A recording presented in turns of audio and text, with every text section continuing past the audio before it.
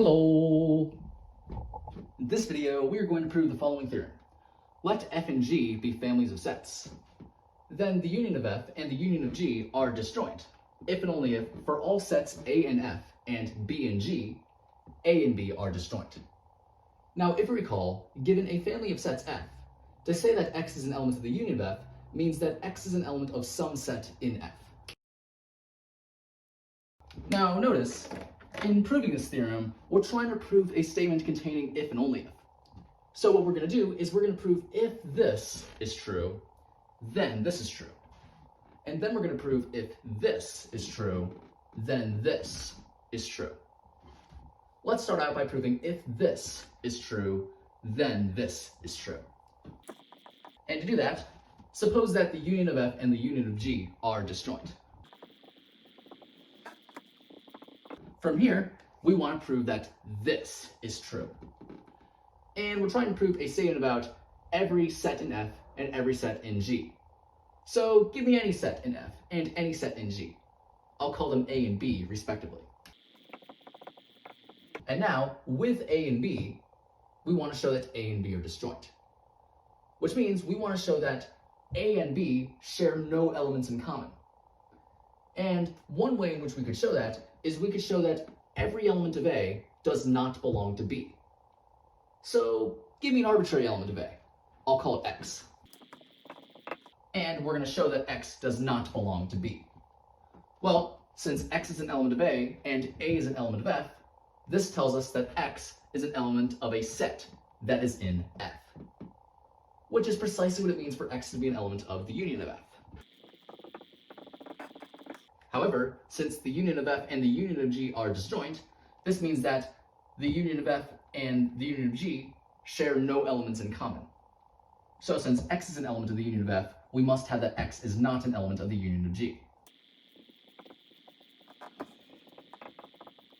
But what does it mean for X to not be an element of the union of G?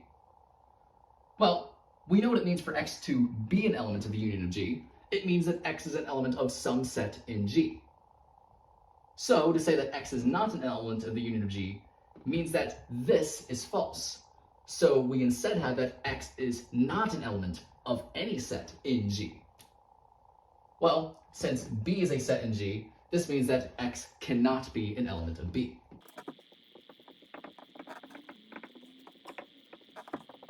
So putting this together, we see that under the assumption X is an element of A, it follows that X is not an element of B. Since X was arbitrary, this means that every element of A does not belong to B. So we have shown that A and B are disjoint.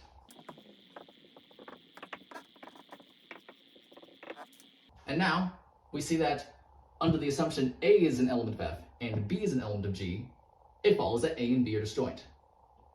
Since A and B are arbitrary, this means that for all A and F and B and G, A and B are disjoint. So we have proven that this is true.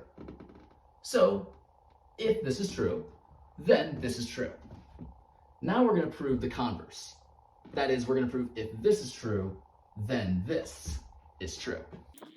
And to do that, suppose this is true.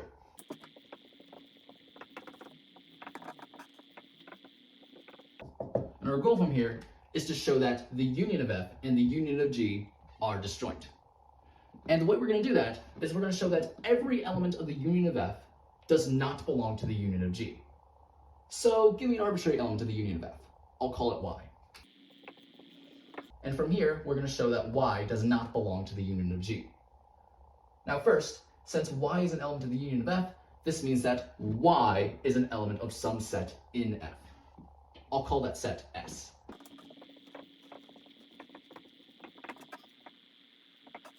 Now remember, our goal is to show that Y is not an element of the union of G. What does that mean? It means we want to show that Y is not an element of any set in G. In other words, we want to show that for all sets T in G, Y is not an element of T. So this is really what we want to show. And we're trying to prove a statement about every set in G, so give me an arbitrary set in G. I'll call it T. Well then, by our hypothesis, if we take A to be S and B to be T, we have that S and T are disjoint. Which means S and T do not share any elements in common. So since Y is an element of S, we must have that Y is not an element of T. So putting this together, we see that under the assumption T is an element of G, it follows that Y is not an element of T. Since T was arbitrary, this means for all sets T and G, Y is not an element of T. So we have proven precisely this statement, which amounts to showing that Y is not an element of the union of G.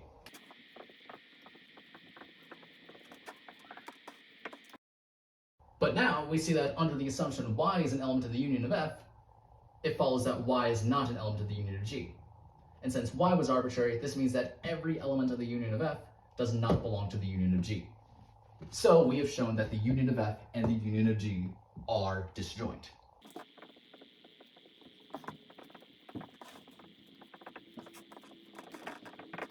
So we have shown if this is true, then this is true.